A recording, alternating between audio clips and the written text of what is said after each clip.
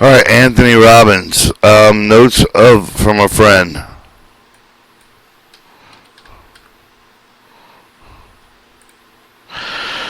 Alright, lesson 1, feeling overwhelmed, how to turn it around. Often in life, with events occur with we truly can't control with the company working with the downside, with we give the laid off, with our spouse leaves, if the family member becomes ill, with the source, someone close to the other side, with the government cuts a program we've depended on, and within the situations we may feel as if there's simply nothing we can do to make things better. Maybe you have the experience with trying everything you need to get a job, with a healthy family, finding your soulmate, with or just have you feel happy, but nothing to seem with the work, whether when you're trying with a new approach, trying with your biggest mastery, we will still fail to reach for the goal. Often we fear with the trying again, why? Because we all want to avoid pain, or nobody wants to fail again. Nobody wants to go able to give his or her all for the only to be disappointed. Often, or many of their experience with the disappointment, we stop trying. When we get the point and we believe that nothing will work. If you find yourself at the point where you're not even willing to try, but you put yourself in a place called learned helplessness, you're literally learned or taught yourself that you are helpless. But the good news is that you're wrong. You can make these things happen, and you can change with anything in your life today with the change with the perception, change with your action.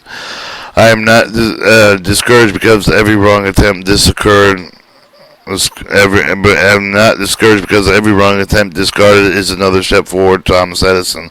First step of turning your life around with getting rid of the negative belief that you can do anything, that you can't do anything, and that you are hopelessness or helplessness. How can you do that? Often with the reason for the people to say that they can do something, and it is for the tribe of the things of the past have them work. But with the remember that you've been afraid of it again and again throughout my life. Your past is not equal to the future. With the man of the yesterday, but with right now, some of the people are trying to drive the end of the future of the using the rearview mirror into the guide themselves.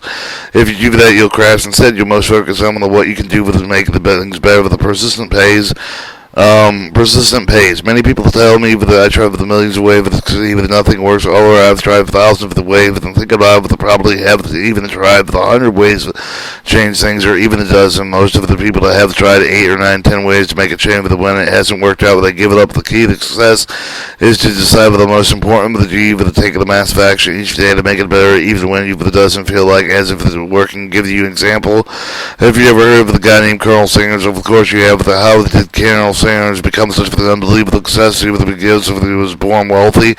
Was his family rich? Did he seem send him to the top of the university like Harvard? Maybe he had successful because he had started his own business when he was really young. Are any of these true? The answer is no. Colonel Sanders didn't begin to fulfill his dreams until he was 65 years old, but drove them until finally taking the action from the broken loan.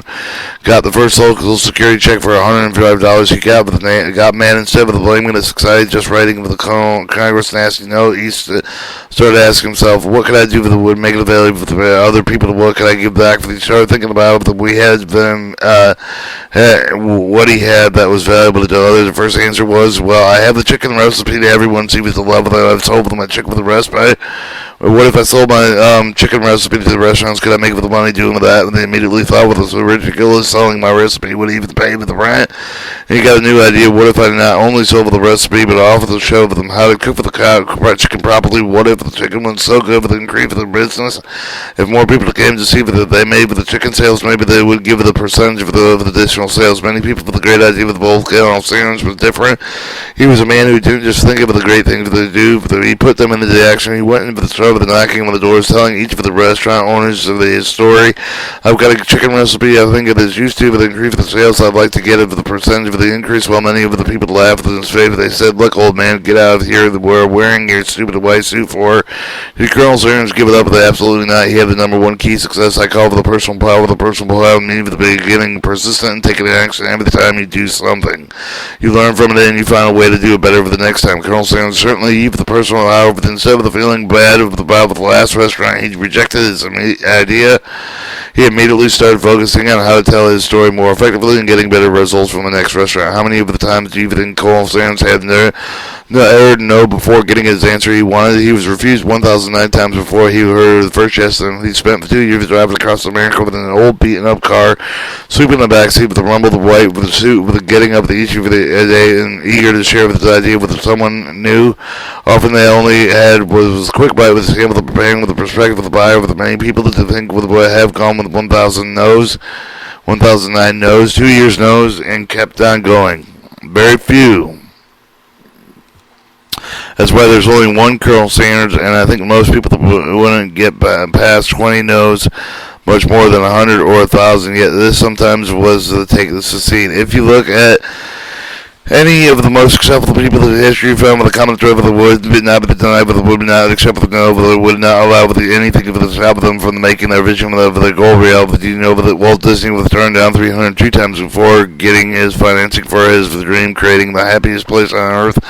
All the banks thought he was crazy. He was crazy. He was visionary, and more important, he was committed to the making of the vision reality. 2 days, millions of people have shared the joy of Disney, a world like no other world launched by the decision of the one man. When I lived in the crummy little apartment, washing my dishes in the bathtub, I had to remind myself of these comments over. I had to keep reminding myself of the own problem. This permanent no problem that affects my entire life within the tube of the shell. But I have to continue to take massive action, positive constructive action. I kept thinking that even though my life looks terrible right now, there are many things to be thankful. Like with the two of my friends I have, the fact that I have all my senses, or that I can breathe in my fresh air, but I constantly remind myself of the focus of what I want to do, with the focus on solutions instead of the problem. But I remember that no problem affects my entire life, even though they may look like it right now. So I decided what I no longer believe that my whole life was screwed up because I've had financial difficulty with emotional frustration.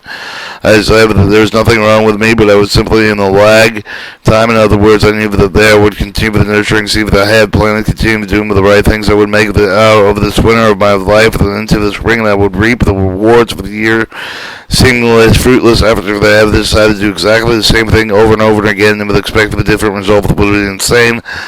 I had to try something new, and I had to keep it on until I found the answer that I needed. My message to you is simply in your heart, and know it's true with a massive consistent action, with pure persistence and sense of flexibility, with the pursuit of your goal, will ultimately give you what you want, with which must abandon any sense of that there is no solution. You must focus immediately on the action, but you can take it today, even if they are small ones.